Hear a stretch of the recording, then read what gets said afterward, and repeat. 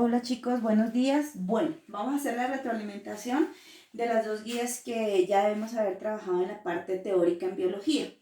Entonces, hablamos en las dos guías de dos biomoléculas reconocidas como el ADN y el ARN.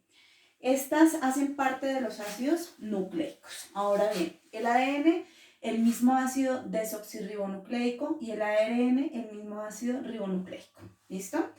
Ahora bien, hablamos también en las guías de dos procesos. Entonces hablamos del proceso de la duplicación o replicación y hablamos de la síntesis de proteínas. ¿Listo? En el proceso de duplicación y replicación solamente va a participar la molécula del ADN que se encuentra inmersa en un núcleo celular. Y en el proceso de síntesis de proteínas van a participar ambas moléculas, tanto el ADN como el ARN. Ahora bien, vamos a empezar a hablar por separados de estas moléculas para hacer un repaso general.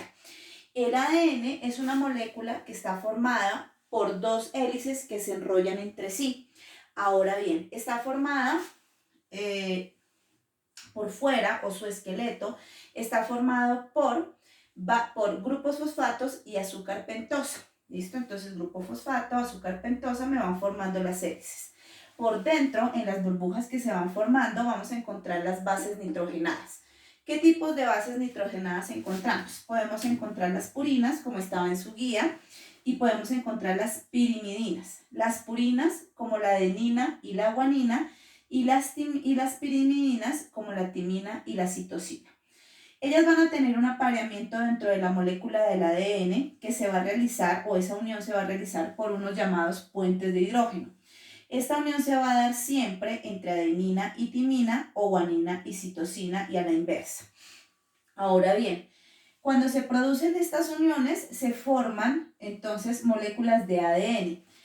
Y una molécula de ADN a su vez está formada por nucleótidos. Los nucleótidos están formados por una base nitrogenada, un grupo fosfato y un azúcar pentosa. Ahora bien, el ADN que se encuentra dentro del núcleo de una célula, si hablamos del ser humano, decimos que estamos formados por células, billones de células, ¿cierto? Que constantemente, unas más que otras, se encuentran en constantes procesos de reproducción, es decir, de formación de nuevas células. Ahora bien, cuando se forman nuevas células, se debe suponer que de una célula madre se forman dos células hijas por un proceso llamado mitosis, ¿correcto? Ahora bien, estas células hijas deben tener o cumplir una condición. La condición es que sean genéticamente igual a la célula madre. Para que esto se produzca, se debe dar una duplicación o una replicación, ¿cierto? El proceso de duplicación y replicación es un proceso semiconservativo. ¿Qué quiere decir eso? Eso quiere decir que la molécula del ADN que se encuentra dentro de la célula se debe partir en dos. Al partirse en dos, garantiza que la mitad de la información genética quede en una célula hija y la otra mitad en la otra célula hija, y estas a su vez se vuelvan a formar apareándose de la manera como les expliqué aquí. Adenina, timina, guanina, citosina. ¿Correcto eso? Ahora bien, aquí ocurre un proceso que vamos a explicar rápidamente, y es que la molécula del ADN se tiene que empezar a desenvolver, y para desenvolverse, pues lo primero que tiene que hacer es empezar a romper los puentes de hidrógeno. Esa tarea es una tarea de la helicasa o el ADN helicasa. Se empiezan a romper puentes de hidrógeno. Después de eso se empiezan a formar unas burbujas que se llaman horquillas de replicación. Para que esa horquilla de replicación conserve su tamaño y no se vuelva a enrollar en sí misma, como lo haría usualmente la molécula del ADN, encontramos otras proteínas llamadas SSB. Ellas no permiten que nuevamente se vuelvan a unir las bases nitrogenadas.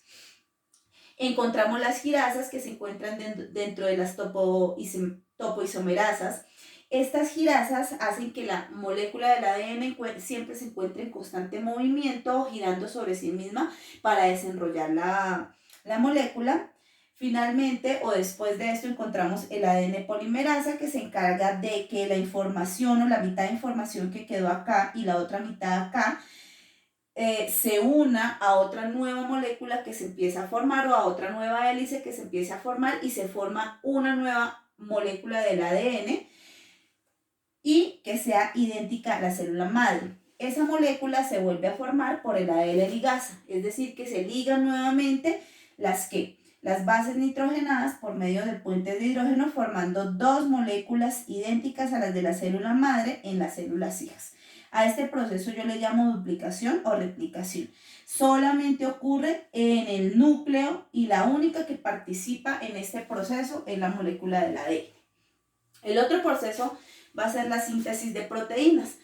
Ella va a ser realizada por el ADN y por el ARN. La síntesis de proteínas se lleva a cabo en unas estructuras u organelos celulares en la célula, ¿cierto? Que se llaman los ribosomas. Los ribosomas normalmente los encontramos en el citoplasma celular, ¿cierto? Y pueden ser trasladados hacia el interior del núcleo o fuera de él por medio de otro organelo celular que es el retículo endoplasmático.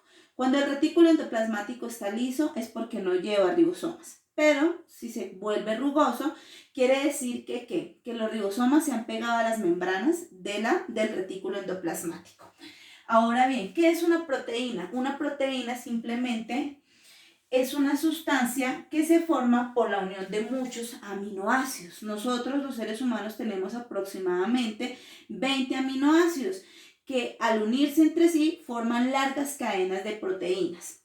Las proteínas están relacionadas con la parte del genotipo o de los genes, ¿sí? Vamos a explicar por qué. Si yo tengo una proteína como por ejemplo la melanina es una sustancia que yo voy a encontrar en unas células que se encuentran en mi piel llamados melanocitos. Los melanocitos tienen una sustancia llamada melanina, que es una proteína. A mayor cantidad de melanina, la tonalidad de mi piel va a ser más oscura. A menor cantidad de melanina, mi tonalidad va a ser más clara. De la misma manera encontramos melanina en la pigmentación de los ojos, en la pigmentación del cabello, ¿correcto?